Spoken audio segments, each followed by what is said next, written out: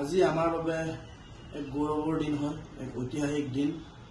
আজিৰ দিনটোতে 2024 চনৰ 26 জুলাই দিনটোতে অসমৰ তথা টাই আহোমসকলৰ ঐতিহাসিক কীৰ্তিচিহ্ন চৰাইদেউ মৈদামক বিশ্ব ঐতিহ্য ক্ষেত্ৰৰূপে স্বীকৃতি প্ৰদান কৰা হৈছিল।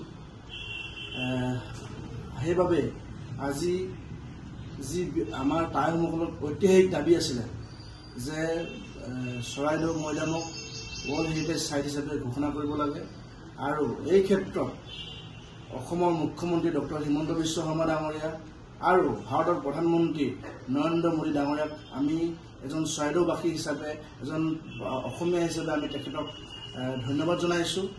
আৰু এই বিশ্ব ঐতিহ্য ক্ষেত্ৰখন খুব সুন্দৰভাৱে গঢ়ি তুলিবৰ বাবে আমি অসম চৰকাৰৰ প্ৰতি তথা ভাৰত চৰকাৰৰ প্ৰতি আমি আহ্বান জনাইছোঁ, যাতে বিভিন্ন স্থানৰ পৰা আহি পৰ্যটন লোকসকলে অসমৰ যি ঐতিহাসিক চৰাইদেউ মৈদাম, এই চৰাইদেউ মৈদাম আহি তেওঁলোকে যাতে পৰিভ্ৰমণ কৰিব পাৰে। আমি পুনৰবাৰ আজি এই ঐতিহাসিক দিনটোত সকলোকে আমি ধন্যবাদ জনাইছোঁ। লগতে আমাৰ স্থানীয় বিধায়ক ধৰ্মেশ্বৰ কোঁৱৰ, স্থানীয় মন্ত্ৰী যোগেন মোহন ডাঙৰীয়াক, কেবিনেট মন্ত্ৰী যোগেন মোহন ডাঙৰীয়াক আমি ধন্যবাদ আৰু কৃতজ্ঞতা জনাইছোঁ।